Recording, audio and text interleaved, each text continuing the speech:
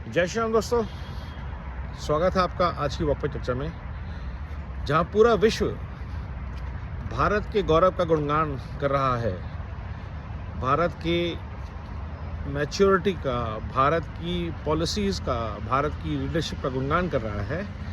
Unfortunately हमें चर्चा करनी पड़ रही है एक ऐसे व्यक्ति के बारे में जो लगातार ना सिर्फ देश की राजनीति का स्तर नीचा कर रहा है, बट अपनी ओछी हरकतों से देश को शर्मिंदा कर रहा है पूरी दुनिया में।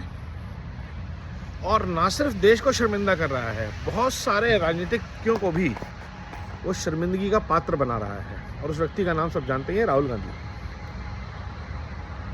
भारत की पॉलिसी को लेके उन्होंने अज्ञानों वाली बात करी कि देखो जी, देश जो है मोदी जी कॉम्प्रोमाइज़ हो गए हैं। मतलब कोई लॉजिक नहीं है, लेकिन बोलना है कॉम्प्रोमाइज़ हो गए हैं। मोदी जी को ट्रम्प का फ़ोन आया। अब ये होता है जब एक आदमी नेटफ्लिक्स ज़्यादा देखता है, 24 घंटे करने को कुछ है नहीं, उल्टी सीधी बातें करिए आप। मोदी जी को फ़ोन आया ट्रम्प का, मोदी जी ने ये कर दिया, वो कर दिया। You don't know shit about policy, you don't know shit about people. उसके बाद आप नरवणे जी की किताब लेकर आ गए। भारत का सबसे बड़ा चेंज जो था लीडरशिप में, वो ये था कि भारत सरकार में पहली बार बोला, जो आप उचित समझिए वो कीजिए, ठोकिए। You are there, you are the best person to take a call, do. और एक आर्मी के जनरल के लिए सारी ज़िंदगी वो इसी बात के लिए ट्रेन होता है, मुझे आप फ्री हैंड दो, मैं फिर इनको ठीक करता हूँ। और ये किसने किया? भारत सरकार ने। और ये भाई साहब क्यों उद्वेलित है इस बात से? क्योंकि चाइना इनके मास्टर्स हैं। चाइना राहुल गांधी को, कांग्रेस को पैसे देते हैं, लेफ्ट इकोसिस्टम को पालते हैं। और कोई भी चीज़ जो चाइना को बैकफुट में भेजे, कमज़ोर करे, वो इनको दर्द देता है। तो इतना उद्वेलित होकर इन्होंने ये सब बातचीतें करी। एमस्टेन फाइल में मोदी जी का नाम है। मतलब आप सोचिए किस लेवल तक वो आदमी देश की राजनीतिक चर्चा को बौना कर देता है, किसी अच्छे मुद्दे पे बात करने के लिए नहीं है। और ये भी प्रेसिडेंट थैंक्स के टाइम पे, प्रेसिडेंशियल एड्रेस के।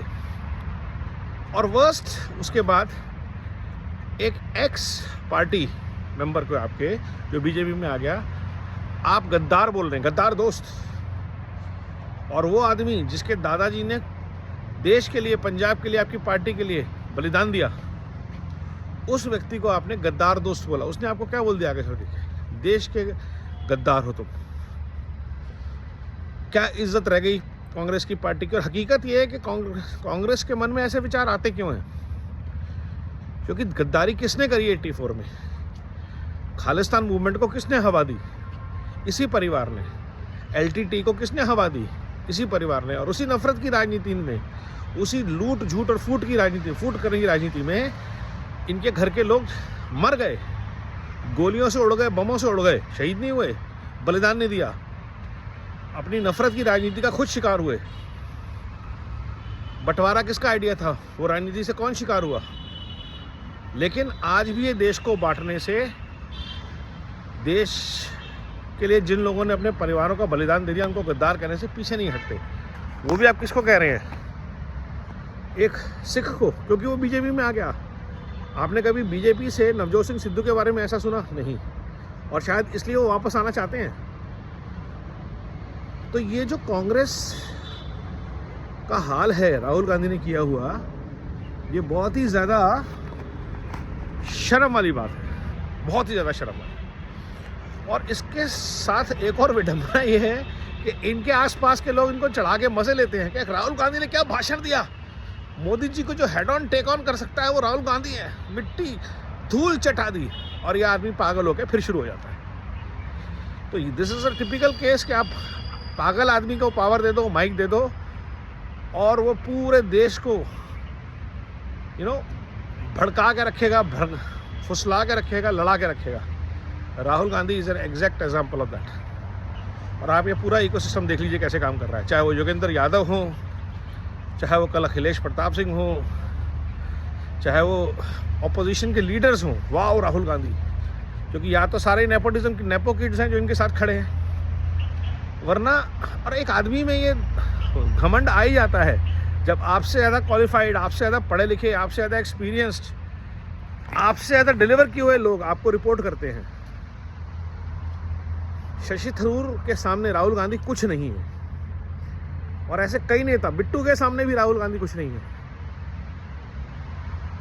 I would say any small leader of Congress is worth much more. 2-4 का नाम ज़्यादा ले लूँगा तो कल पार्टी से बाहर भी हो सकते हैं, इसलिए नाम नहीं ले सकता उनका, रोजी रोटी चली जाएगी। लेकिन जब आपसे ज़्यादा सुपीरियर लोग आपको रिपोर्ट करते हैं, आपका दिमाग अपने आप ख़राब होता है, क्योंकि आप मेरिट पे नहीं है। आपको पता है मेरा नाम राहुल है और गांधी है, मेरी मम्मी का नाम सोनिया है, मेरे बिना ये इकोसिस्टम चल नहीं सकता। मैं ही इसकी फीड हूँ और मैं ही इसकी वीड हूँ। पूरा इकोसिस्टम नशे में रहता है इनके चक्कर में, और नतीजा ये कि पूरे देश को एंटरटेनमेंट मिलता है, देश की बदनामी होती है, मज़े सारे ले रहे हैं, सज़ा भी सारे सबको मिल रही है। क्योंकि ये जो बोलते हैं, ये देश का जो विरोध करने वाले लोग हैं वो यूज़ करते हैं। और अब बहुत कम लोग रह गए हैं, क्योंकि सबने काम देख लिया है 10 साल में, तो कुछ ज़्यादा मज़ा नहीं, कुछ इफेक्ट नहीं होता। But it is a toxic thing that happens on TV. I think media should boycott him and mic should be taken away from him. This guy is toxic, he is mad and he is useless. He is exactly what an Indian political leader should not be, cannot be. और यही एक reason है जिससे कि बार बार देश नरेंद्र मोदी को चुनता है, क्योंकि उनको पता है कि between Modi, BJP and the choices Rahul, Akhilesh, Aditya Thackeray, Tejashwi Yadav, Omar Abdullah. So देश will always pick Devendra Modi, Yogi, Devendra Fadnavis, क्योंकि मेरिट हमने देख लिया।